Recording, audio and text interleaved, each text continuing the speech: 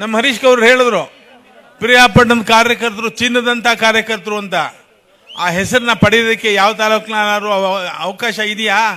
ಅವ್ರ ತಾಲೂಕಲ್ಲಿ ಅವ್ರು ಹೇಳೋದಿಲ್ಲ, ನಮ್ಮ ತಾಲೂಕಿನ ಕಾರ್ಯಕರ್ತರು ಚಿನ್ನದಂತ ಕಾರ್ಯಕರ್ತರು ಅಂತಕ್ಕಂಥ ಮಾತನ್ನ. ಆದರೆ ಪಿರಿಯಾಪಟ್ಟಣದ ಕ್ಷೇತ್ರದ ಕಾರ್ಯಕರ್ತರ ಮುಖಂಡರು ಅಪ್ಪಟ ಚಿನ್ನ 24 ಕ್ಯಾರೆಕ್ಟರ್ ಅಂತಕ್ಕಂಥ ಮಾತನ್ನು ಹೇಳಿದ್ದಾರೆ. ಅವ್ರಿಗೆ ನಿಮ್ಮೆಲ್ಲರ ಪರವಾಗಿ ನನ್ನ ಧನ್ಯವಾದಗಳು. ಯಾಕೆ ಅಂತ ಹೇಳಿದ್ರೆ, ಇವತ್ತು ಉದ್ದೇಶ ಇಷ್ಟೇ, ರೈತರ ಹಲವಾರು ಸಮಸ್ಯೆಗಳಿರ್ಬೋದು, ಹಲವಾರು ಆ ರೈತ ಬೆಳೆದಿರ್ತಕ್ಕಂಥ ಬೆಳೆಗಳ ಬೆಲೆ ಸರಿಯಾಗಿ ಸಿಕ್ಕದೆ ರೈತ ಆರ್ಥಿಕವಾಗಿ ಹಣಕಾಸಿನಲ್ಲಿ ಸಂಕಷ್ಟವನ್ನು ಎದುರಿಸ್ತಾ ಇರ್ಬೋದು. ಅವೆಲ್ಲಕ್ಕೂ ಪರಿಹಾರ ಯಾವುದಾದ್ರೂ ಇದೆ ಅಂತ ಹೇಳಿದ್ರೆ, ಈ ದೇಶದಲ್ಲಿ ಪ್ರಾದೇಶಿಕ ಪಕ್ಷವಾದಂಥ, ಈ ದೇಶದ ಮಾಜಿ ಪ್ರಧಾನಮಂತ್ರಿಗಳಾದಂಥ ದೇವೇಗೌಡರು ಕುಮಾರಣ್ಣವರ ನೇತೃತ್ವದ ಪಕ್ಷ ಅಂತ ಹೇಳಿದ್ರೆ ತಪ್ಪಾಗೋದಿಲ್ಲ.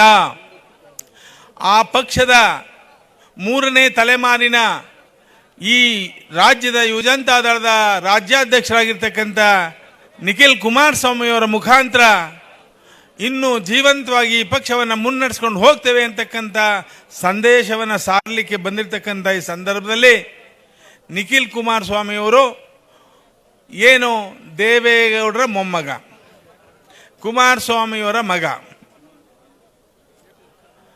ಆ 3ನೇ ತಲೆಮಾರಿನ ಯುವಕರು ಈ ಪಕ್ಷದ ಜವಾಬ್ದಾರಿಯನ್ನು ನಿರ್ವಹಿಸಿದ್ರ ಜೊತೆಗೆ ತಂದೆಗೆ ಅನಾರೋಗ್ಯವಾಗಿದ್ದಾಗ ತಂದೆಗೆ ತುಂಬು ಹೃದಯದ ಧೈರ್ಯವನ್ನು ತುಂಬಿ, ಅಪ್ಪ ನಾನಿದ್ದೀನಿ, ನೀನೇನು ಹೋರಾಟ ಮಾಡ್ತಾ ಇದೀಯಾ ಈ ರೈತರ ಪರವಾಗಿ, ಆ ರೈತರ ಪರವಾಗಿ ಹೋರಾಟ ಮಾಡ್ತಾ ಇರ್ತಕ್ಕಂಥ ಜವಾಬ್ದಾರಿಯನ್ನು ನನ್ನ ಹೆಗಲಿಗೂ ಕೊಡು, ಜೊತೆಗೆ ನನ್ನ ಆಯಸ್ಸನ್ನು ನಿನಗೆ ಕೊಡ್ತೀನಿ ಅಂತಕ್ಕಂಥ ಮಾತನ್ನು ಹೇಳಿದ್ರು. ಯಾರು ಅವರೇನಪ್ಪ ಇಲ್ಲಿ ಪ್ರಪಂಚದಲ್ಲಿ ಪಿರಿಯಾಪಟ್ಟಣದಲ್ಲಿ ನನ್ನ ಆಯಸ್ಸನ್ನ ನೀವು ನಮ್ಮ ಅಪ್ಪನೂ ಕೊಡ್ತೀನೋ ಅಂತ ಅನ್ನೋರು ಯಾರು ಇದ್ದಾರೆ ಏನ್ರೋ?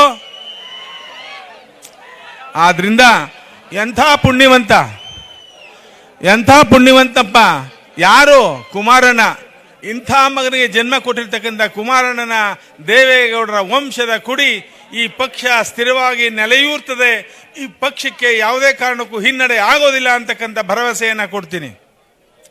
ಈಗಾಗಲೇ ನಿಖಿಲ್ ಕುಮಾರಸ್ವಾಮಿಯವರು, ಕುಮಾರಣ್ಣವರು